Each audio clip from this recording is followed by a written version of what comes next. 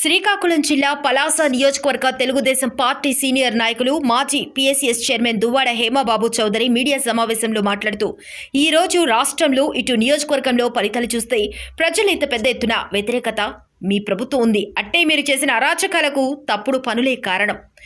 మేము తెలుగుదేశం పార్టీలో చేరినప్పుడే చెప్పాను, ఇది టీజర్ మాత్రమేనని, కౌంటింగ్ రోజు ఉంటుంది మా సినిమా అని చెప్పాను. ఎలా ఉంది మా దెబ్బ? అదుర్స్ కదా. నాలాంటి వాళ్ళతో పెట్టుకుంటే ఇలాగే ఉంటుంది. మీరు మేధావులు, కానీ రాజకీయం మీకు చేత కాలేదు.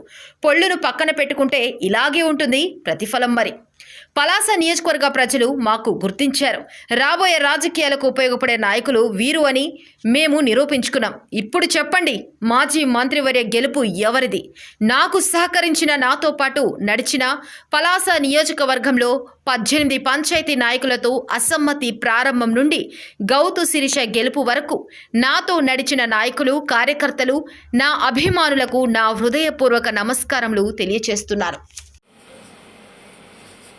గడిచిన సార్వత్రిక ఎన్నికల్లో పలాస నియోజకవర్గ ఎమ్మెల్యేగా అత్యధిక మెజారిటీతో శిరీషమ్మను గెలిపించినటువంటి పలాస నియోజకవర్గ ప్రజలకు అందరికీ కూడా నా నమస్కారాలు తెలియజేస్తూ, గత 5 సంవత్సరాలుగా రాక్షస పాలన అంతమొందించినందుకు మీ అందరికీ కూడా శిరస్సు వంచి నమస్కారాలు తెలియజేస్తున్నాం. గత 5 సంవత్సరాలుగా మీ అందరూ గమనించారు, పలాస ప్రాంతంలో ఎటువంటి అరాచకాలు జరిగాయి, సొంత పార్టీ నేతలకు ఎలా అణిచివేశారు, నాయకులను ఎలా నిర్వీర్యం చేశారు. దీనంతటికీ సమాధానం నిన్న మనం బూతులు ఓపెన్ చేసిన తర్వాత చూసాం. అంటే పలాస చరిత్రలో ఎంత దౌర్భాగ్యంగా ఎవరూ ఓడిపోలేదు. చిత్తుగా, దీన్నే అంటారు చిత్తుగా ఓడిపోవడం అంటారు. ఎలా విరవీగారో మీ అందరికీ తెలుసు. అధికారి పార్టీలో అనుకోకుండా మంత్రి వస్తే ఆ మంత్రి పదవిని సరిగ్గా వాడాల్సింది పోయి, సరిగ్గా వాడకపోతే ఎలా భూస్థాపితం చేస్తారో ప్రజలు అనేది మీరందరూ చూశారు. నేను ఒకటే చెప్తున్నా, ఈరోజు 2019 ఎన్నికల్లో ఏ మనుషులైతే అప్పలరాజుకు అండగా నిలిచారో, అప్పలరాజు కోసం పనిచేశారో, అప్పలరాజు కోసం శ్రమించారో వాళ్ళందరినీ కూడా రాజకీయంగా భూస్థాపితం చేయాలనే అతని ఆలోచన. అదేవిధంగా కాళింగ కులాన్ని ఏ విధంగా భూస్థాపితం చేశాడో మీరందరూ చూశారు. ఈ ప్రాంతమే కాదు, ఈ రాష్ట్ర ప్రజలు కూడా చూశారు. కాళింగుల్ని రాజకీయంగా అణిచివేసి భూస్థాపితం చేయాలని శపథం చేశాడు ఆయన. ఒక 3-4 కాళింగులను పక్కన పెట్టుకుని వాళ్ళతో మాట్లాడించి, వాళ్ళతో రెచ్చగొట్టించి, ఫేస్బుక్లోను వాట్సాప్ల్లోనూ కాళింగ కులంలో నాయకత్వ లక్షణాలు ఉన్నటువంటి ప్రతి వ్యక్తిని కించపరిచాడు.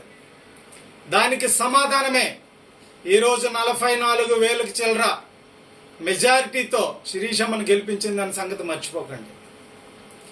ఎలాంటి పరిస్థితిలో పలాస నియోజకవర్గం అనేది వివిధ కులాల కలయిక. అన్ని కులాలు కూడా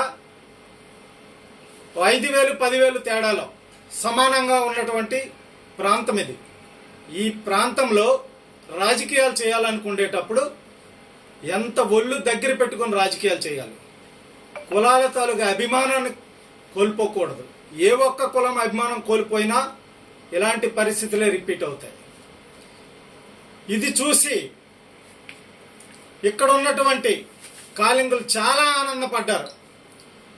ఏదైతే మా కులానికి అణిచివేయాలనే ఉద్దేశంతో కంకణం కట్టుకున్నాడో అప్పలరాజు అనే వ్యక్తి, దానికి సరైన బుద్ధిని ఇచ్చి ఈరోజు అత్యధిక మెజారిటీతో శిరీషమ్మను గెలిపించుకోవడం జరిగింది.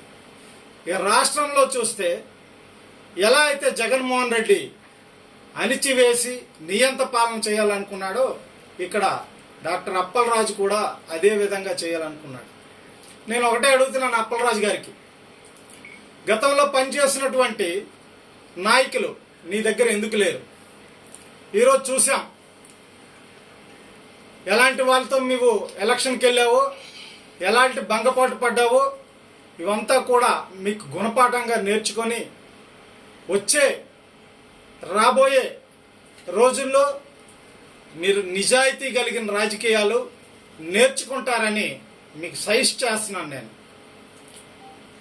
మీరు ఒకటే ఆలోచించుకోండి, అహంకారం అనేది రాజకీయాల్లో ఉండేటప్పుడు పనికిరాదని గుర్తుపెట్టుకోండి. ఇక్కడ ప్రజలు కూడా చాలా తెలివిగా, అంటే మీరు భయపెడితే ఎక్కడ కేసులు పెడతారో అని, ఎక్కడ ఆస్తులు దోచుకుంటారో అని, ఎక్కడ పోలీస్ స్టేషన్ చుట్టూ తిప్పుతారో అని, ఎక్కడ ఇంటి మీదకి దాడులు చేయిస్తారో అని చెప్పి పబ్లిక్ గా రాలేక మౌనం మాట్లాడితే తాట తీయండి, తొక్క తీయండి, చొక్కా పట్టుకొని లాగేస్తా. వీటన్నిటికీ సమాధానమే ఈ 44,000 అని గుర్తు పెట్టుకోమని చెప్తున్నా. ఆ రోజే మీకు చెప్పాను, నవంబర్ 2న తెలుగుదేశం పార్టీలో 400 మందితో వైసీపీ నాయకులతో నేను జాయిన్ అయిన రోజు మీకు ఒకటే చెప్పా, సినిమా చూపిస్తా అని చెప్పా. ఆ సినిమాయే ఇది. నిన్న చూసావు బూత్ ఓపెన్ అయినప్పుడు 3వ రౌండ్లో కూడా ఉండలేకపోయావు, 3వ రౌండ్కే లేచి వెళ్ళిపోయావు. ఇదే దెబ్బంటే. ఇక్కడ మనుషులు చాలా తెలివైన వాళ్ళు. అప్పలరాజు గారు చాలా వివేకంతో, ఈసారి ఎలక్షన్ అయితే మాత్రం పలాస ప్రాంత ప్రజలు చాలా వివేకంతో, విజ్ఞతతో ఎవరికి ఓటేయాలో, ఎవరికి ఓటేస్తే పలాసలో నిర్భయంగా మనం తిరగగలమో, నిర్భయంగా వ్యాపారాలు చేసుకోగలమో, ఎక్కడైతే ప్రశాంతంగా బతకగలమో, ఎవరు మనకు నాయకులైతే ప్రశాంతంగా జీవించగలమో అని ఇవన్నీ కూడా ఆలోచించి ఓటేశారు.